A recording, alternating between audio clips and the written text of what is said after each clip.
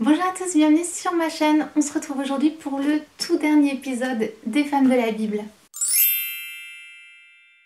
Alors bienvenue sur ma chaîne, on va tout de suite commencer. Les 4 femmes dont on va parler aujourd'hui, c'est Marie-Madeleine, Tabitha, Priscille et Lydie. Alors on va tout d'abord commencer par Marie-Madeleine. Marie-Madeleine, vous pouvez trouver son histoire un peu partout, mais notamment dans Matthieu 27.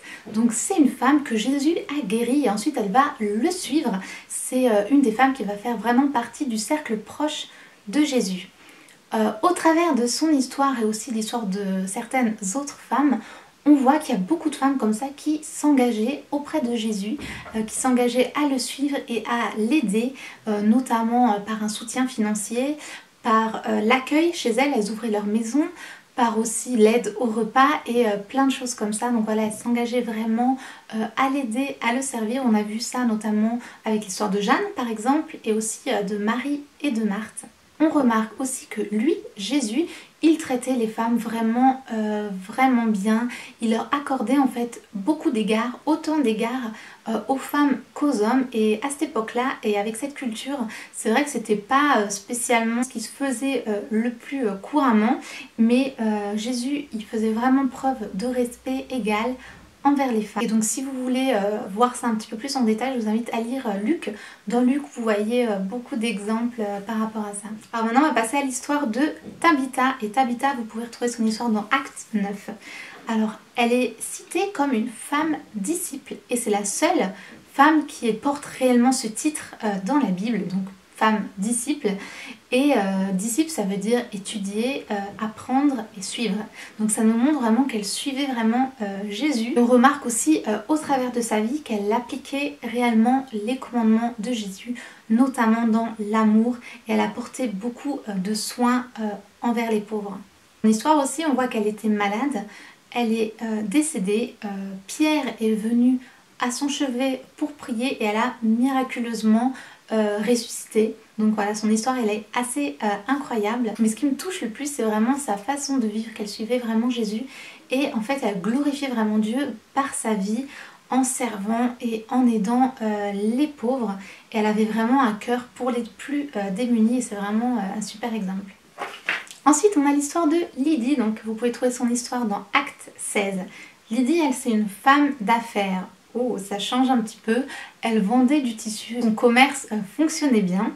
Paul, il va aller chez elle, il va témoigner de la bonne nouvelle et tout de suite, elle et toute sa maison vont se faire baptiser à la suite. C'est la première femme convertie de Paul et c'est aussi du coup la première de cette église qui va se créer ensuite à Philippe. Et donc ce que j'aime avec elle, c'est que même si tout allait bien dans sa vie, elle avait une bonne vie, un commerce qui fonctionnait, elle a quand même été touchée par le message de Jésus et ensuite elle a adapté sa vie en ouvrant par exemple sa maison aux disciples, en s'engageant auprès de son église.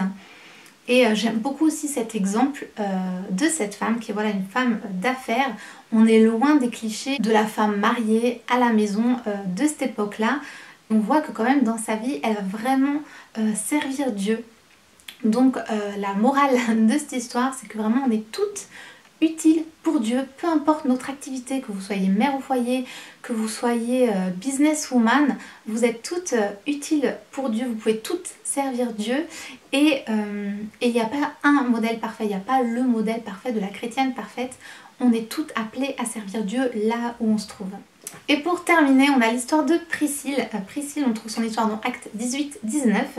Et donc elle, c'était une des toutes premières missionnaires avec son mari Aquilas. C'était aussi des très très bons amis à Paul.